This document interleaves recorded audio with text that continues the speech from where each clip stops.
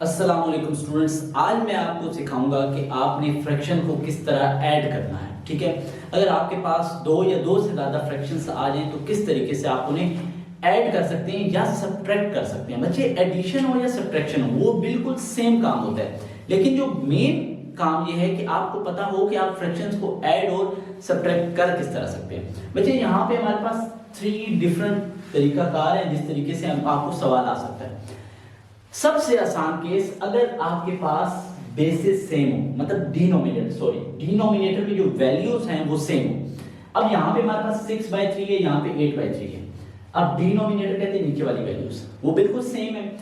अगर वो बिल्कुल सेम हो तो आपने जो डिनोमिनेटर में वैल्यू है उसे एक दफा लिख लेना है, एक दफा। ठीक है, 2 दफा नहीं लिखना, या प्लस नहीं करना या मल्टीप्लाई, एक दफा लिख देना है क्योंकि सेम होगी।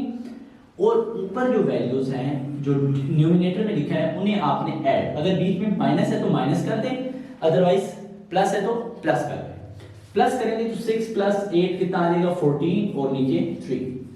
बच्चे, ये सेम टेबल में नहीं आते तो कैंसिल आउट नहीं होंगे। ठीक है, और मैंने भी आपको सिंप्लीफिकेशन नहीं सिखानी, बिल्कुल यही सिखाना है कि एलसीएम जो आपने फ्रैक्शंस आएंगे किस तरह से ऐड या सब्ट्रैक्ट करना है।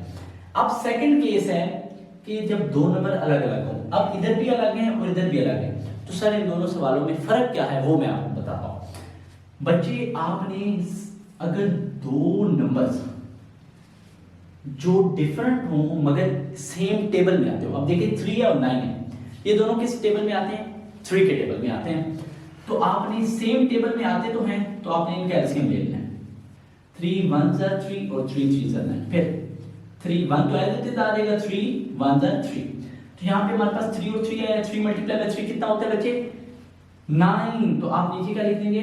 यहाँ पे नीचे बच्चे आपने लिख देना है 9, और 4 के साथ भी आपने ब्रैकेट लगा लेनी है और 7 के साथ भी आपने ब्रैकेट लगा देनी है। अब ये ब्रैकेट क्यों लगाएंगे? ब्रैकेट का बेसिकली मकसद क्या है? ब्रैकेट का मतलब होता है कि आपने मल्टीप्लाई करना है। और किससे मल्टीप्लाई करना है बच्चे, ये बताता हूं मैं आपको कि फॉर एग्जांपल आपके पास इधर 4 के नीचे क्या लिखा हुआ 3, तो आपके पास 3 कितने ज़र 9 आएगा? 3 3 ज़र 9। तो इधर इस ब्रैकेट में आप क्या लिख दोगे? 3। और इस ब्रैकेट का मतलब है कि जो बाहर रकम है इससे क्या हो रही है? मल्टीप्लाई। इधर 7 के नीचे क्या है? 9। 9 कितने ज़र 9 होगा? 9 1 ज़र 9। तो इस ब्रैकेट में आप क्या लिखेंगे? 9। ठीक है, अब 4 × 3 कितना होगा? 12। 7 1 ज़र 7, डिनोमिनेटर में सेम 9, 12 और 7 19 और डिनोमिनेटर में 9। अब बच्चे चलते हैं लास्ट पार्ट की तरफ। लास्ट पार्ट में आपको दो डिफरेंट नंबर्स हैं, ठीक है, डिनोमिनेटर में, लेकिन बात जो समझने वाली है वो ये है कि दोनों नंबर्स जो हैं वो सेम टेबल में नहीं आते। 3 और 7 किसी भी टेबल में नहीं आते सेम नंबर में। ठीक है, अब देखें 7 3 के टेबल में नहीं आता, दोनों 2 के टेबल में नहीं आते। ठीक है, अब आपने क्या करना है? आपने इस केस में एलसीएम नहीं लेना, सिंपली डिनोमिनेटर के जो दोनों नंबर हैं उन्हें आपने मल्टीप्लाई करके डिनोमिनेटर में लिख देना है।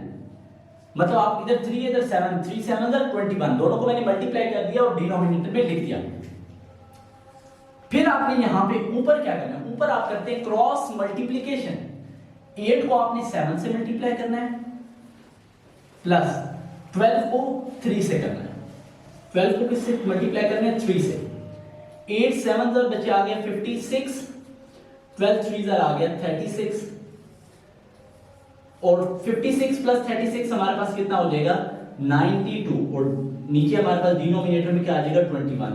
तो बच्चे, आज की वीडियो में जो बेसिक बच्चों को बहुत बड़ा इशू होता है कि हम जो फ्रैक्शंस हैं उन्हें किस तरह ऐड करेंगे, जिस वजह से बच्चे अक्सर हमारे पास जो हम पीछे लॉज ऑफ एक्सपोनेंट कर रहे थे, तो उस केस में ऐसा आ गया कि हमारे पास इस तरह लिखा होता 2 की पावर में 13/3। मैं एग्जांपल देके आपको समझा रहा हूं। ठीक है, 2/7 -4/3। तो इसमें बच्चे खाली इस चीज में कंफ्यूज हो गए, ओहो इतनी बड़ी फ्रैक्शन हमें दे दी है, पता नहीं से हम किस तरह हल करेंगे। तो बच्चे, ऐसे सवालों में तो इशू होना ही नहीं चाहिए कि कैसे करेंगे, हम इसे कैसे सॉल्व करेंगे, तो बहुत इजी है।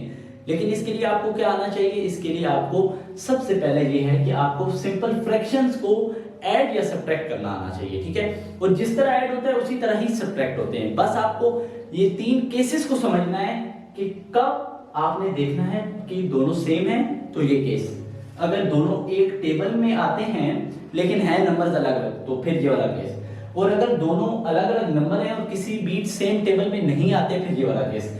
तो बच्चे इंशाल्लाह कल मिलते हैं नेक्स्ट वीडियो के